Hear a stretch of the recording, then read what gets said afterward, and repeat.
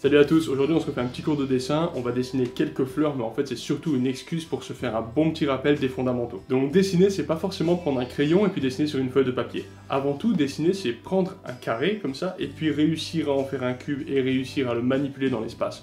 Dans la deuxième partie de la vidéo on va faire un dessin beaucoup plus poussé avec un rendu beaucoup plus réaliste et là on va beaucoup plus parler de valeurs, d'organisation de valeurs, etc. Donc dans cette vidéo on va couvrir deux aspects fondamentaux du dessin, la structure et le rendu, l'architecture et la finition. Donc voilà, prends un crayon, une feuille de papier, abonne-toi à la chaîne, c'est pas fait, puis c'est parti. Donc les amis, je vous invite à suivre ce que je suis en train de faire, et petit à petit, on va simplement reprendre les choses par la base. Donc on va faire un même objet avec des positions et des points de vue différents. Donc voici notre ami de profil, il s'agit d'un cône, puis d'un espèce d'œuf qui fait la partie un petit peu de rattachement entre la tige et la fleur, et puis la tige au final c'est juste un cylindre. Pour la partie vue un peu de dessus, de 3/4 entre guillemets, on va commencer par faire une ellipse. Donc une ellipse, c'est un cercle vu en perspective et il est composé de 4 parties mathématiquement égales. Donc là, on va voir un petit peu plus la forme en 3D compte tenu de son positionnement. Et on peut voir que la partie de la fleur qui va ensuite accueillir les pétales est effectivement un cône. Donc là, pour le moment, ça pourrait tout à fait ressembler à une lampe de chevet, ça marche aussi. C'est ça l'avantage de s'entraîner à mécaniser les formes comme ça, c'est que du coup, ensuite, tu peux absolument tout dessiner. Donc on va en faire encore une avec un angle encore plus vu de dessus. Et comme tu peux voir, je vais d'abord placer mes deux axes pour mon ellipse, puis tracer mon cercle en perspective, donc mon ellipse.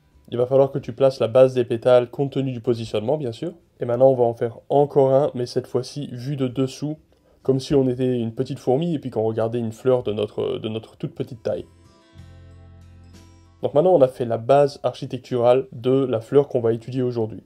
Donc ce qu'on va faire maintenant, on va faire une vue de dessus, histoire de comprendre un peu comment c'est foutu tout ça. Donc vue de dessus complètement, c'est-à-dire le dessin que 99% des dessinateurs font, hélas, eh bien en fait on va avoir tout simplement un rond, et puis du milieu de ce rond, on va faire nos pétales qui s'irradient, en partant d'un autre rond qui va servir de bouton. Si c'est un petit peu trop compliqué pour toi de faire un rond qui soit pas trop pourri, n'hésite pas à utiliser un outil, un compas et tout, il n'y a pas de honte à ça. Et puis on va comme ça faire partir nos pétales qui s'irradient du centre vers l'extérieur. Donc là si tu veux, on est en train de faire un genre de schéma de la fleur qu'on va dessiner ensuite en perspective. Maintenant on va faire exactement la même chose avec notre fleur de profil, et tu vois pareil, je vais placer mes rayons en fait dans lesquels mes pétales vont être. Et ça va me permettre de nouveau de rajouter une étape de mécanisation entre le moment où je fais un schéma et le moment où je fais une fleur réaliste. Ça permet, si tu veux, de sécuriser le succès dans ton dessin. Donc il n'y a aucun problème à faire de la construction, au contraire. Au fur et à mesure qu'on va voir le profil des pétales, elles vont être de plus en plus fines, puisque à cause de la perspective et de leur inclinaison, il va y avoir un raccourci des formes. Donc tu vois, celles qui sont orientées le plus directement vers nous vont être les plus larges, et celles qui vont être orientées plus de profil, forcément, vont être un peu plus fines. Bon, jusque-là, c'est très simple, et c'est maintenant que ça va se compliquer un tout petit peu. Donc pareil, je fais partir du centre de ma fleur des rayons qui vont me permettre de comprendre où placer mes pétales. Et ensuite, grâce à ces rayons, je vais pouvoir venir placer mes pétales de façon détaillée, plus comme un vrai dessin. Quand ton pétale est orienté plus de face, il va apparaître plus large, et quand ton pétale est plus de profil, il va apparaître plus fin, tout simplement. Alors qu'en fait, c'est le même pétale, on est d'accord, c'est juste son positionnement dans la perspective qui change. Celle-ci qui est vue du dessus va probablement être la plus difficile puisque les pétales qui sont vers le bas, qui sont vraiment dans notre direction, qui pointent vers nous, vont être vraiment très petites, extrêmement raccourcies par la perspective, par leur point de vue dans l'espace. Effectivement, c'est parfois extrêmement contre-intuitif de dessiner quelque chose qu'on sait être long, et là on est obligé de le dessiner de façon très courte, compte tenu de son positionnement, mais en fait c'est correct, ça va de faire ça. Donc je prends 2-3 libertés avec les pétales et tout, on s'en fout, on n'est pas obligé d'être des robots non plus, là j'en rajoute un peu plus. Et maintenant que j'arrive devant, à ce moment-là, c'est là où il va falloir faire des pétales qui sont extrêmement raccourcis. Donc c'est un peu contre-intuitif, mais en fait ça marche comme ça. Allez, on va faire notre dernière petite fleur avant de passer aux exercices suivants.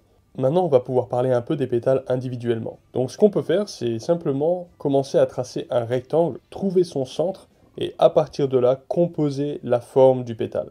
Ça va te permettre d'avoir un pétale qui se ressent vraiment correctement dans l'espace.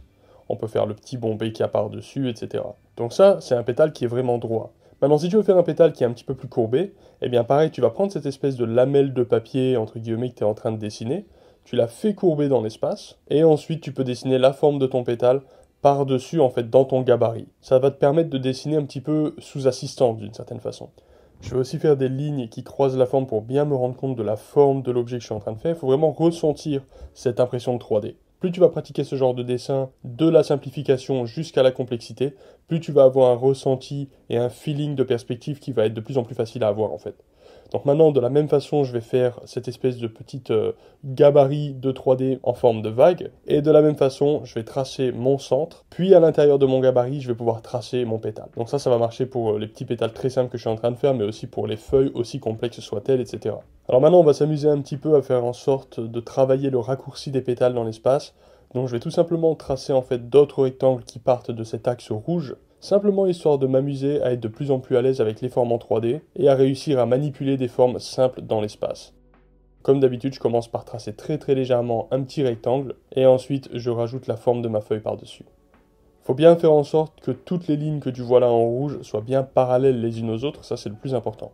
Donc plus intéressant encore que de faire des détails partout, moi je pense que c'est très intéressant en fait de manipuler plusieurs fois la même forme et de faire en sorte que toutes ces petites formes simples se ressentent correctement dans l'espace, mais au sein d'une même illustration si tu veux.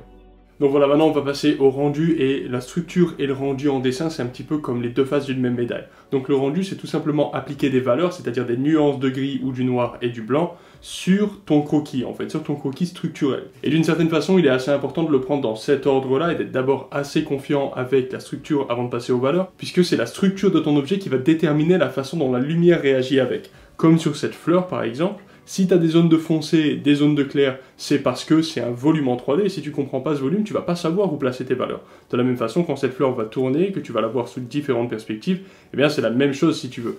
Toutes les valeurs vont changer à chaque fois, et si tu comprends pas la façon dont ton objet se déplace dans l'espace, eh bien tu vas te retrouver esclave de ta référence, de ta photo et tout. Là, l'avantage, c'est qu'en faisant ce travail de structure, tu peux vraiment travailler d'imagination. Il faut bien comprendre que la partie de la mécanisation, de la géométrisation, etc., n'a pas grand-chose à voir avec toute la partie du rendu, la gestion des valeurs et tout. Dans l'art, il y a plusieurs choses fondamentales à connaître, et moi je dirais que les fondamentaux, c'est ce qu'il faut savoir en tant qu'artiste, quel que soit le médium que tu utilises. Donc que tu fasses de l'huile, de l'aquarelle, de la peinture digitale et tout, les fondamentaux c'est ce que tu dois savoir de toute manière pour pouvoir te débrouiller en tant qu'artiste. Donc bien sûr, être capable de prendre des formes et les manipuler en 3D comme on vient de le faire, ça fait partie des choses fondamentales qui sont communes à tous les arts graphiques. Et comme tu peux voir là, dans un premier temps, c'est ce que je suis en train de faire dans mon dessin. Je suis en train de construire en 3D les formes que ensuite je vais pouvoir rendre avec un rendu bien poussé. Ensuite, et c'est principalement ce dont on va parler durant la deuxième partie de cette vidéo, c'est-à-dire maintenant, un autre fondamental extrêmement important, c'est la gestion des valeurs. Ça veut dire la gradation entre les noirs et les blancs. Il faut savoir qu'entre du noir et du blanc, il y a une infinité de valeurs possibles, une infinité de nuances de gris. C'est ça qui va nous permettre de donner du réalisme, de la puissance, de la perspective atmosphérique, de l'intérêt à une zone et pas à une autre, etc. Donc c'est vraiment extrêmement important. Certaines personnes sont expertes en construction géométrique, certaines personnes sont expertes en valeurs, et l'idéal c'est d'être expert dans les deux d'une certaine façon. Donc maintenant tu vois, je fais mon dessin, j'organise mes pétales, etc. en respectant mon gabarit de construction que j'avais fait au début, qui représente en quelque sorte l'échafaudage de mon bâtiment. Je vais appliquer exactement le même concept à la pétale du bas, à la fleur du bas, pardon, et il faut vraiment que tu comprennes quelque chose d'extrêmement important, c'est qu'il faut savoir dessiner avec légèreté. Quand tu vois un enfant dessiner, tu as toujours l'impression qu'il veut arracher sa feuille avec son crayon ou avec son feutre. C'est vraiment pas nécessaire d'y aller trop vite, et au contraire, si tu vas trop vite, tu vas te bloquer dans quelque chose de mauvais. Donc là, pour le moment, tu es dans une étape de construction, ça veut dire que tout ce que tu fais est sujet à changer, il ne faut pas forcément trop donner de valeur à tout ça. Et c'est une des raisons pour laquelle, avec ton crayon, tu vas faire en sorte d'appliquer le moins de pression possible. Tout ce qui est là sur ta feuille est réversible. Le but au final, lorsque tu veux donner un rendu réaliste, c'est que tous les tracés que tu es en train de faire de suite deviennent invisibles au final. Donc lorsqu'on fait la partie de construction qui est sur la droite, où on apprend à gérer les formes et tout, tu peux y aller avec un peu plus de contraste, mais quand tu fais un dessin réaliste, ton pré-dessin, si tu veux ton pré-tracé, ce que je suis en train de faire maintenant, il faut qu'il soit vraiment très léger. C'est la même chose quand tu fais du tatouage. Quand tu fais du tatouage réaliste, ton pré-tracé doit être vraiment extrêmement léger. Le but étant d'avoir une structure et une précision que tu pourras difficilement avoir sans avoir fait un pré-tracé, mais qu'en même temps, à la fin de ton illustration, il se voit plus en fait, tout simplement. Maintenant, avec mon crayon 9B, je vais tout simplement aller bombarder un petit peu de tonalité de fond, parce que j'ai envie que mes fleurs soient en contre-jour et qu'il y ait pas mal de lumière qui passe au travers. C'est-à-dire que les pétales vont être vraiment blanches. De façon à ce que mes pétales se ressentent comme étant blanches, eh bien j'ai pas le choix, il va falloir que je fonce énormément tout ce qu'il y a autour en fait.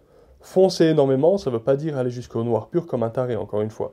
Mes zones de blanc pur vont être sur mes pétales, mes zones de noir pur vont être aussi sur mes fleurs, et qu'est-ce que ça va donner? Ça va donner les plus forts contrastes sur les fleurs, et le résultat de ça, c'est que ça va faire en sorte que les fleurs soient la zone focale. Grâce à une estompe, je vais venir repousser le crayon à l'intérieur du papier, et ça va permettre de foncer aussi énormément.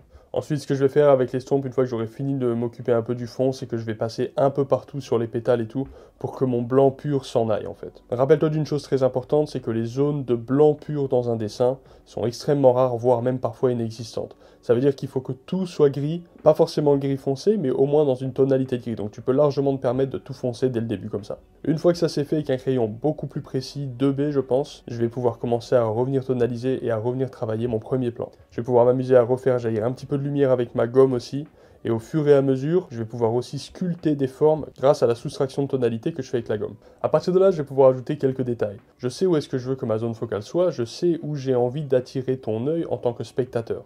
Et ça, bien entendu, c'est sur les fleurs. Là, pour le coup, c'est pas très compliqué de le deviner. Donc l'idée, c'est que je vais apporter beaucoup plus d'applications d'une certaine façon et avec beaucoup plus de détails, beaucoup plus de variations fines et beaucoup plus de variations de contraste dans la zone qui m'intéresse pour devenir le point focal. Là, on peut voir que petit à petit, j'affine les formes, j'affine les tonalités. Le degré de finition s'accentue au fur et à mesure du temps. Et avec un crayon 8B bien foncé, je vais pouvoir venir travailler ce que je sais vouloir être vraiment foncé sur la fin, tout en rajoutant comme ça des petites variations, des petits morceaux. Donc globalement, une recette qui fonctionne à peu près à tous les coups, c'est d'avoir ton fond qui soit d'une tonalité de gris ni trop foncé ni trop clair, et d'avoir ton premier plan qui comporte les blancs les plus clairs ainsi que tes noirs les plus foncés. Le fait d'avoir cette variété noir foncé contre quelque chose qui est plutôt dans des tonalités de gris, ça va faire ressortir énormément le premier plan. Et donc encore une fois, si tu traites le premier plan et le fond avec les mêmes proportions de gris, de noir et de blanc, et bien c'est là où tu te retrouves avec un dessin, un tatouage, une peinture, peu importe, qui est complètement aplati et où il n'y a pas de perspective. Il faut tonaliser son dessin, tonaliser sa peinture, tonaliser son tatou, de façon à ce qu'on puisse ressentir cette impression de profondeur. Ensuite, dans chaque groupe de valeurs, tu peux avoir de nouveau une infinité de variations. Dans les pétales, tu vois bien qu'il y a plein de petites variations, dans le fond aussi, dans la partie vraiment noire également. Il n'empêche que ces trois groupes sont bien distincts et qu'il y a des écarts entre ces trois groupes qui leur permet de rester vraiment lisibles. Le but, si tu veux, dans la gestion des valeurs, c'est d'avoir des familles, des groupes différents, des masses de valeurs différentes. Si tu plisses les yeux en regardant mon dessin, tu vas t'apercevoir d'une chose très simple, c'est que tu vas voir une masse de clair, deux masses de clair, parce que les deux parties des pétales des feuilles sont vraiment très claires, malgré les variations de gris qu'il peut y avoir dedans. Tu vas avoir une masse de fond qui va être gris relativement foncé, et tu vas avoir la partie de la fleur qui est vraiment noir pour le moment. Donc tu vas avoir finalement trois familles de valeurs. Entre le noir et le blanc, tu as une infinité de nuances possibles, mais il est extrêmement important d'avoir des masses et des groupes de valeurs qui soient bien distincts. C'est ça qui va assurer la lisibilité de ton dessin. Une énorme erreur qu'on voit dans les dessins débutants ou beaucoup chez les tatoueurs aussi, pas forcément débutants d'ailleurs malheureusement, c'est de traiter les informations de la même manière. Ce que je veux dire par là, c'est que par exemple si quelqu'un fait cette fleur et que dans le fond il y a exactement le même pourcentage des mêmes gris que dans la fleur, que dans la partie noire, par exemple là de mon dessin, ben, tout va être traité de la même façon, tout va être traité dans les mêmes groupes de valeurs, et de fait tout va être plat en fait. Parce que c'est les valeurs qui créent la perspective atmosphérique, c'est les valeurs qui créent la distance, et c'est les valeurs qui créent cette impression de réalisme.